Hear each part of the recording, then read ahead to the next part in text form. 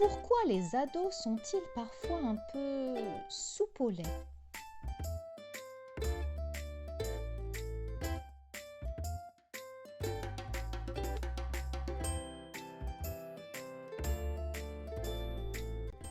On dit d'une personne qu'elle est soupe au lait en analogie avec une casserole de lait sur le feu qui peut déborder subitement si on n'y fait pas attention.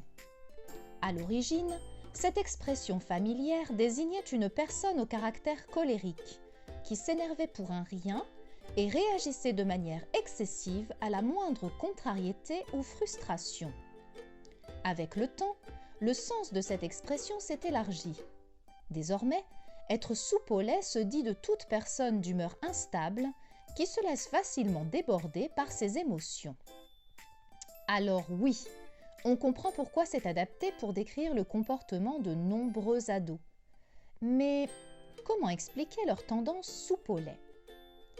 Pour répondre à cette question, allons faire un tour du côté du cerveau et de son développement.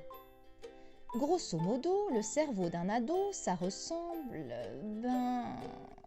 à ça. Un gros chantier. Oui, désolé.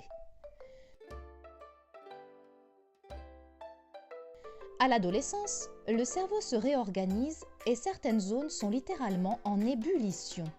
C'est le cas notamment du système limbique, un mot compliqué pour désigner le cerveau émotionnel. Situé ici, il scanne en permanence ce qui se passe dans l'environnement et il réagit très vite et très fort avant même qu'on réfléchisse. C'est lui qui déclenche les émotions qui sont comme le carburant d'un moteur de voiture. Ce sont elles qui donnent l'énergie pour se mettre en mouvement et poussent l'ado à réagir. J'aime, j'y vais. Je n'aime pas, je m'éloigne. J'ai peur, je me protège. Je suis curieux, j'explore, etc.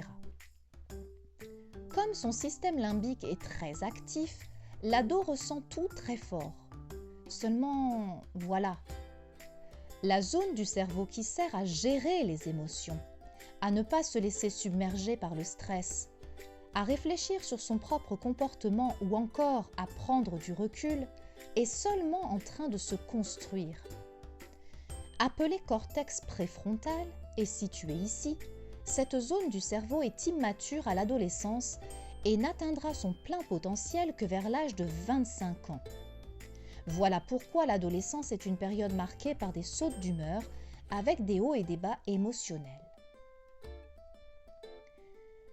Concrètement, un ado passe de 0 à 100 émotionnellement en un éclair. Il ressent toutes les émotions très fort, comme l'amour, le rejet, la honte, l'injustice.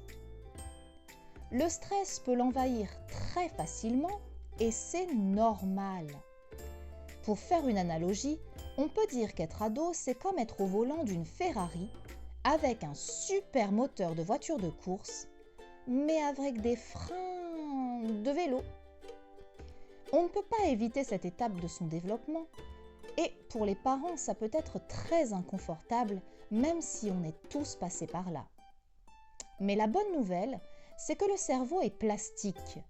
Ça veut dire qu'il améliore ses compétences avec le temps et l'expérience. Et c'est là que les adultes jouent un rôle fondamental.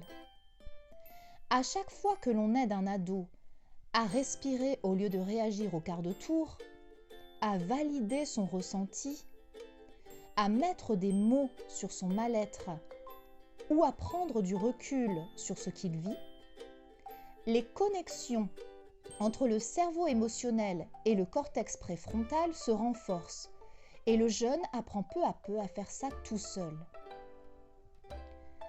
Les compétences émotionnelles s'apprennent comme on apprend à conduire une voiture. Au début, c'est laborieux, mais peu à peu, cela devient un automatisme. Et donc, la prochaine fois qu'un ado s'énerve pour absolument rien, respirez. Ce n'est pas contre vous. C'est juste une Ferrari avec des freins de vélo. Donc oui, les sorties de route ne sont pas impossibles, mais la bonne nouvelle dans tout ça, c'est que freiner, ça s'apprend.